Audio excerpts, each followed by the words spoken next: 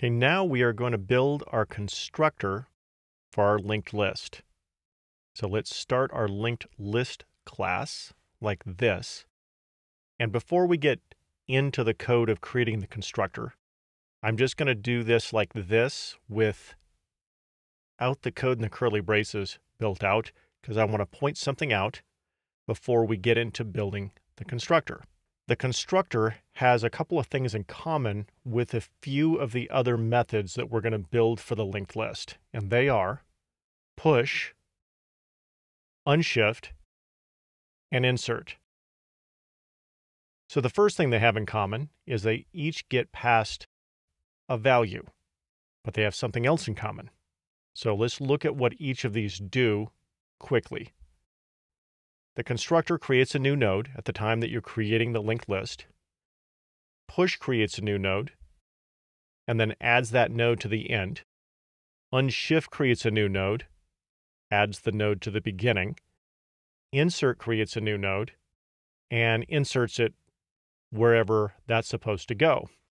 So you can see the thing they also have in common is that they all create a new node. So we don't want to rewrite this code 4 different times in each one of these methods. So we're going to create a separate class for creating nodes, and we're just going to call that class node. And then when each of these methods below for the linked list needs to create a node, it's just going to call this class in order to create the node. So just to review here, when we're creating a node that looks like this, which is actually this is what we're creating with the node class. So let's bring back our node class and build out our constructor to build that node. So the first thing the node has is a value. And what I'm going to do here, so we have a little bit more room, is I'm just going to focus in on the constructor portion like this. So we pass the constructor a value here. That's what this is equal to, like this. And then we're assigning that to the node. So let's bring in our node here. And there is the this keyword again. So we are specifically saying that this is the value for this node. So let's convert this to an object so we can see what we're doing here a little bit easier.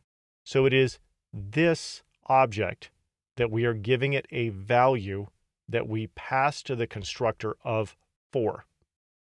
Then we have to say this dot next equals null, because this is not pointing to any nodes yet. So we just say next is equal to null. So let's bring in the rest of the code here, and that is our class for a node. So when we create a node, we would use a line that looks like this. Const new node, that's the name of our variable, equals new, which calls the constructor for the node and creates a node with the value of 4. So now we're able to create one of these for our linked list, and that's step 1. So now let's start building out our constructor for our linked list. Let's bring back our linked list code, and we're going to start this with the constructor. And I'm just going to focus in on this constructor code and take the rest of that off the screen for now so we have more room. So the first thing that the linked list constructor needs to do is create a new node. So we're going to do that here. And the value that we passed to the linked list constructor is passed to the new node constructor. And then we have a new node. Then we're going to have head point to that new node. We do that like this dot head equals new node. So this is specifically the head for this linked list. So head equals the new node that we just created in the line above, right? Like that. And the equals, remember, is a pointer to that node. Then we're going to bring in tail, and we're going to say this dot tail equals this dot head. In other words, have tail point to the same thing that the head is pointing to. You could also write this line of code as this dot tail equals new node, just like we did with head in the line above. But if we do it this way, we're saying that it's going to point to the same thing that head is pointing to, like this. And then with the linked list, we are also going to keep track of the length. So we'll say this.length equals 1. So let's bring back in the rest of that code for the class. And you would create a new linked list by doing something like this. And when you do this, you say new linked list, we're going to pass it a number 4. What we're doing is creating a linked list with one node with a value of 4 with head and tail pointing to it. So let's bring back in all of the code here and go over to DevTools and look at this code in DevTools. So let's zoom in here.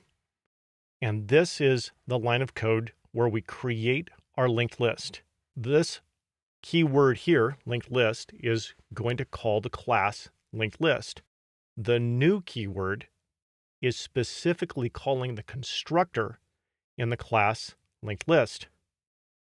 Then if we look at this constructor, here it is creating the new node.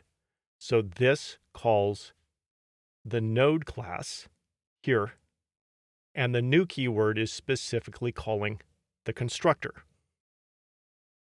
So let's run this. And it comes up with undefined because none of this code returns anything. So I'm just going to clear that off. And I'm going to type in my linked list. And I press enter. And you can see that we have a linked list with a head that points to a node and a tail that points to a node with a length of 1. But if we open this up, we get a little bit more detail. You can see that node that head points to is an object with a value of 4, and next is null. The same thing with tail, where node is an object with value of 4 and next is null, so they're pointing to the same object, and then the linked list has a length of 1. So it looks like we have a working linked list constructor.